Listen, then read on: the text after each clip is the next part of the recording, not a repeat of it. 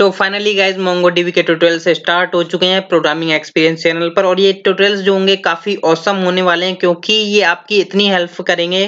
क्योंकि मैं यहाँ पर अपना जो प्रोग्रामिंग एक्सपीरियंस है, जो भी मेरा मोंगोडीबी पर एक्सपीरियंस रहा है कंपनी में as a beginner to advance तक, वो मैं यहाँ पर आपको शेयर करूंगा। ठीक है, तो आज हम देख रहे हैं इसका पार्ट 1 और आज हम बात करेंगे इसके बेसिकली इंट्रोडक्शन के बारे में। ठीक है, तो बेसिकली ये जब रिलीज हुआ था, ये हुआ था 2009 के फरवरी मंथ में। ठीक है, तो पहले तो हम इसके बारे में ये जानेंगे कि ये किस कैटेगरी में आता है। बेसिकली आपने काम तो किया होगा माइस्क्ल पर भी, मोंगोडीबी पर तो नहीं किया होगा। आई होप आप पहली बार देख रहे हैं तो ठीक है। माइस्क्ल में आपने काम किया होगा तो उसमें स्ट्रक्चर्ड क्वेरी लैंग्वेजेस पर आपने क्या काम किया होगा। ठीक है, तो इसलिए ये जो किस कैटेगरी में आता है, ये आता है माइस्क्ल एसक्यूएल कैटेगरी में। ठीक है, और ये आता है नो एसक्यूएल कैटेगरी में। मोंगोडीबी जो होता है बेसिकली, ये मोंगोडीबी नो एसक्यूएल में क्यों आता है और माइस्क्ल एसक्यूएल में क्यों आता है, ये मैं आपको बता दूं कि देखिए माइस्क्ल में क्या होता है, आप जब भी क्वेरी को फायर कर रहे होते हैं तो आपको क्या करना होता है, स्ट्रक्चर्ड क्वेरी लैंग्वेजेस का आपको यूज करना होता है। हालांकि आपको मोंगोडीबी में ये यूज नहीं करनी होती लैंग्वेज। ठीक है, इसलिए ये आता है नो एसक्यूएल में। ठीक है, तो ये बस एक डिफरेंस होता है कि इसमें स्ट्रक्चर्ड क्वेरी लैंग्वेजेस हैं, इसमें विदाउट स्ट्रक्चर्ड क्वेरी लैंग्वेजेस के हम यहाँ पर चला रहे होते हैं क्वेरीज को। ठीक है, यहाँ पर हम बेसिकली VSON यूज कर रहे होते हैं, वो मैं आपको बताऊंगा धीरे धीरे डिफरेंस। पहला हम डिफरेंस देख लेते हैं। जैसा कि आपको पता है, जितने भी स्ट्रक्चर्ड क्वेरी लैंग्वेजेस को डेटाबेस यूज करते हैं वो सभी क्या कहलाते हैं, हमारे RDBMS, जैसा कि आप जानते हैं, रिलेशनल डेटाबेस मैनेजमेंट सिस्टम। ठीक है, एंड देन ये रिलेशनल डेटाबेस के ही ऊपर वर्क कर रहे होते हैं। जहां तक मैं बात करूं नो एसक्यूएल की, वो नॉन रिलेशनल होते हैं और ये काम ही नहीं करते RDBMS के ऊपर। ठीक है, क्योंकि ये उस कैटेगरी में आते ही नहीं है।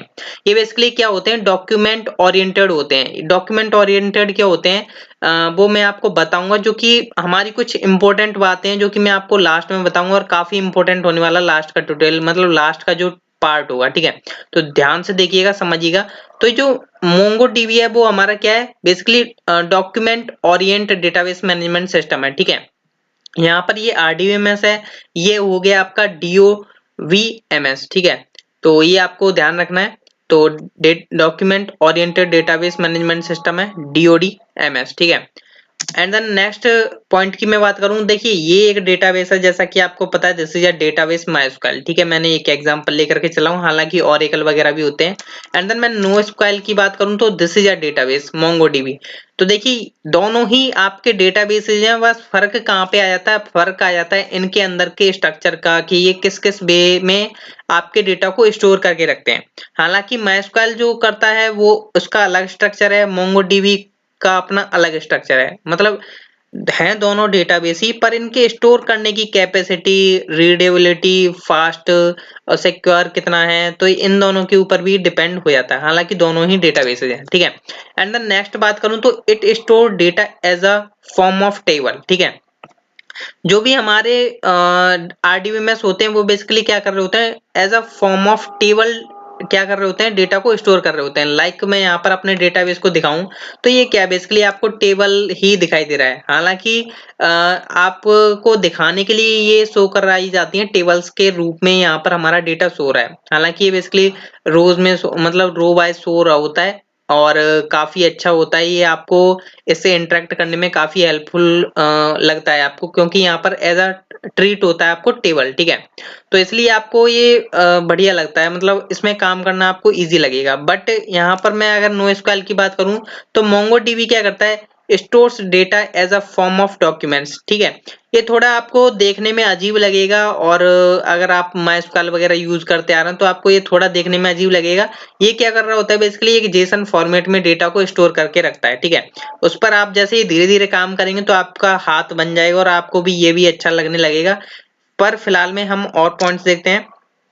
It's uses structured query language, जैसा कि मैंने आपको बता दिया, ये एसक्यूएल क्वेरी लैंग्वेज यूज करता है। तो नो एसक्यूएल में क्या है, वो क्या यूज करता है। ठीक है, तो मैं यहाँ पर बात करूं, MongoDB uses VSON to query database. Like अगर आपको यहाँ पर मोंगोडीबी के साथ काम करना है तो आपको VSON के बारे में पता होना चाहिए। अब देखिए आप बोलोगे VSON क्या है, तो देखिए ये जेसन जैसा ही है। आपसे इंटरव्यूज में पूछ लिया जा सकता है कि VSON और जेसन में फर्क क्या है।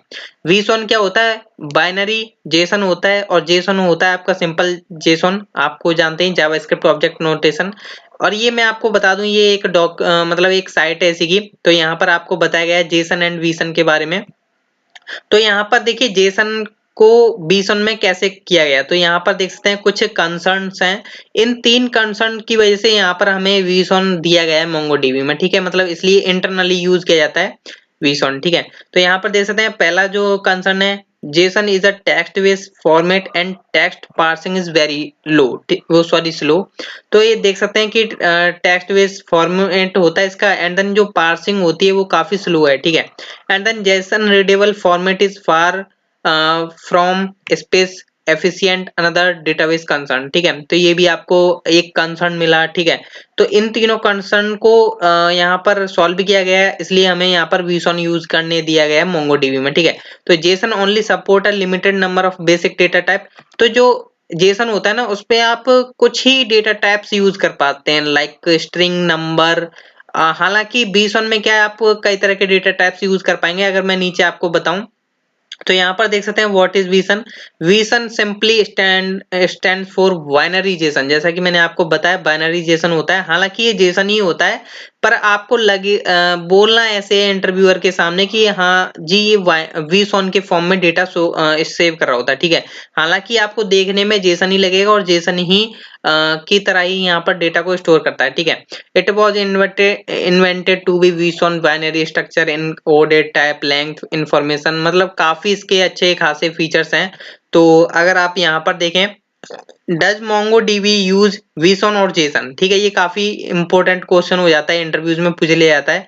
तो MongoDB stores data in BSON format both internally and over the network. ये काफी मोस्ट इंपॉर्टेंट लाइन है बिगिनर्स के लिए, क्योंकि जो इंटरव्यूअर होगा वो काफी कंफ्यूज कर देगा आपको कि जेसन में हमें डेटा दिखता है तो हम उसे विसन कैसे बोल सकते हैं, ठीक है। तो आपको हमेशा अपनी बात पर टिके रहना है और उनको बोलना है कि मोंगोडीबी इंटरनली या आप ओवर द नेटवर्क यूज करते हैं तो वो विसन ही यूज कर रहा होता है इंटरनली, ठीक है। विसन क्यों यूज कर रहा होता है वो मैं बेसिकली आपको बता दूं, इसके कुछ डेटा टाइप्स हैं जो कि आपको दिखा दूं, जेसन एंड वर्सेस विसन, ठीक है। तो एनकोडिंग देख सकते हैं यहाँ पर UTF-8 स्ट्रिंग करता है, ये बाइनरी है और इसमें देखिए इतने ही डेटा टाइप्स होते हैं। हालांकि इसमें आप देख पा रहे हैं कि इसमें इतने डेटा टाइप्स हैं। मैं आपको यहाँ पर आगे अभी आप कुछ कुछ अगर आपको कुछ भी समझ में नहीं आ रहा है, कोई दिक्कत की बात नहीं है। जैसे ही हम आगे बढ़ते जाएंगे तो आप अपने हाथ से खुद से कोड करोगे तो आपको मजा ही आएगा, ठीक है। एंड देन ये रीडेबिलिटी की बात करें, ह्यूमन एंड मशीन है, ये मशीन ओनली है, ठीक है। तो ये तो होगी हमारी इतनी बातें, और ये आई होप आपने लिंक देख लिया होगा, आप मतलब इस पर जाकर के पढ़ सकते हैं, ठीक है। मैं अब आगे बात करता हूँ। तो देखिए जेसन वर्सेस विसन में, तो पहला तो ये है कि मैंने यहाँ पर कुछ पॉइंट्स रखे हैं जो कि आपको समझना है, थोड़ा समझ लीजिए जिससे कि आपको माइंड में कंसेप्ट रहे, ठीक है। जेसन में क्या होता है, ये स्टैंडर्ड फाइल फॉर्मेट यूज कर रहा होता है, ठीक है। विसन में क्या होता है, बाइनरी फाइल फॉर्मेट यूज कर रहा होता है। बाइनरी यहाँ पर जैसा कि आपको विसन से ही पता चल रहा है, विसन का यूज ही इसलिए किया गया बाइनरी बाइनरी जेसन। और ये क्या कर रहा होता है, ओनली जेसन, ये क्या कर रहा होता है, बाइनरी जेसन, ठीक है। जो सेकंड आ जाता है वो होता है कंपैरेटिवली लेस फास्ट, और ये होता है फास्टर। जेसन जेसन जो है यहाँ पर देख सकते हैं कि ये काफी लेस फास्ट है और ये बीसन जो है फास्टर है, ठीक है। इसलिए यहाँ पर इससे ज्यादा महत्व दिया गया है, ठीक है। स्पेस की बात करें तो मोर स्पेस कंज्यूम्ड, ये बीसन जो है काफी स्पेस लेता है और ये लेस स्पेस लेता है, ठीक है। एंड देन यूजेस की बात करें तो यहाँ पर देखिए ट्रांसमिशन ऑफ डेटा है, यहाँ पर स्टोरेज ऑफ डेटा है, ठीक है। तो ये आपको छोटे मोटे पॉइंट में आपको बता रहा हूँ, बट जो इंपॉर्टेंट बातें हैं वो अभी हम करने वाले हैं, ठीक है। एनकोडिंग एंड डिकोडिंग की टेक्निक की बात करें तो इसमें कोई टेक्निक नहीं है, ये faster encoding and decoding techniques use कर रहा होता है, ठीक है। अब देखिए बात आ जाती है यहाँ पर गाइस की एसक्यूएल वर्सेस नो एसक्यूएल में जो डिफरेंसेस हैं वो क्या क्या हैं, और मतलब इंटरनली क्या स्ट्रक्चर रहता है उसके बारे में हम यहाँ पर बातें करने वाले हैं, ठीक है। तो एसक्यूएल में यहाँ पर देख सकते हैं मैंने एक एग्जांपल लिया हुआ है एसक्यूएल का, माइस्क्यूएल की टेबल है। यहाँ पर हमारा डेटा दिखाई दे रहा है, आपके पास 2 रिकॉर्ड जैसा कि आपको यहाँ पर दिखाई दे रहा है, ठीक है। अब बाय द वे मान के चलिए यहाँ पर जो है नो एसक्यूएल में कुछ इस तरीके से डेटा सेव हो रहा होता है, ठीक है, इंटरनली। और यहाँ पर जो है माइस्क्यूएल में इंटरनली ऐसे स्टोर होगा टेबल में, और नो एसक्यूएल में जो मोंगोडीबी है उसमें क्या होगा, इस तरीके से स्टोर होगा। इसे देखने से आपको लग रहा होगा ये एरे ऑफ एन ऑब्जेक्ट है, मतलब एक एरे के अंदर एक ऑब्जेक्ट, ठीक है। तो इस तरीके से यहाँ पर डेटा सेव होता है, पर ये क्या होता है, डायनेमिकली होता है, फास्टर होता है, और मतलब इसके कई तरह के रूप होते हैं जो कि मैं अभी आपको बताता हूँ। तो देखिए बेसिकली आप इसे क्या बोलते हो, इस पूरे को एक टेबल बोलते हो, पर जो मोंगोडीबी है उसको हम क्या बोलेंगे, मतलब ये दो रिकॉर्ड्स हैं, जैसे इसमें दो रिकॉर्ड्स हैं ऐसे ही इसमें दो रिकॉर्ड्स हैं, ठीक है। पर इसको हम बोलते हैं एक टेबल, ठीक है। अब हम NoSQL या मोंगोडीबी में क्या बोलेंगे, इसको बोलेंगे हम एक कलेक्शन। जैसे आप इसमें MySQL में बोलते हो एक टेबल है हमारे पास, तो ऐसे ही हम मोंगोडीबी में क्या बोलेंगे, कलेक्शन। आप कभी ये नहीं बोलिएगा कि इसमें टेबल होती हैं, आपको यही बोलना है इंटरव्यूअर के सामने भी कि कलेक्शंस होते हैं हमारे मोंगोडीबी में जो कि स्टोर होते हैं, ठीक है। एंड देन गाइस नेक्स्ट मैं बात करूं तो आप ये जानते हैं कि ये आपकी जो है टेबल में एक एक रो होती है। लाइक मैं यहाँ पर बात करूं, मेरे पास यहाँ पर दो रोज हैं जो कि आपको दिखाई दे रही हैं, ठीक है। अब यहाँ पर मैं बात करूं तो आपको रोज पता है, ठीक है। एंड देन मैं यहाँ पर मोंगोडीबी में बात करूं तो देखिए ये होता है बेसिकली एक डॉक्यूमेंट। अब जैसे यहाँ पर एक रो आपका टेबल में एक क्या है, रो, ऐसे ही यहाँ पर एक कलेक्शन में क्या होता है, एक डॉक्यूमेंट होता है। यहाँ पर बेसिकली हमारे पास है दो डॉक्यूमेंट, ठीक है। एक आपको नीचे मैंने हाईलाइट करके दिखाया डॉक्यूमेंट, एक ऊपर वाला है वो एक अलग डॉक्यूमेंट है, नीचे वाला एक अलग डॉक्यूमेंट है, और इन दोनों को मिलाया जाए तो एक कलेक्शन बन जाता है। जैसे कि यहाँ पर है, यहाँ पर दो रोज हैं और इन दोनों को मिलाया जाए तो एक टेबल बन जाती है। सेम ऐसे ही है कि कलेक्शन के अंदर यहाँ पर डॉक्यूमेंट्स होते हैं, ठीक है। अब थोड़ा और अंदर चलते हैं तो हम यहाँ पर बात करें कॉलम्स की, ठीक है। तो यहाँ पर जैसा कि आप जानते हैं एक रो के अंदर कॉलम्स होते हैं जो कि आपको यहाँ पर दिखाई दे रहे हैं। ऐसे ही सेम मोंगोडीबी में क्या होता है, कलेक्शन के अंदर डॉक्यूमेंट होता है, डॉक्यूमेंट के अंदर होते हैं फील्ड्स, ठीक है।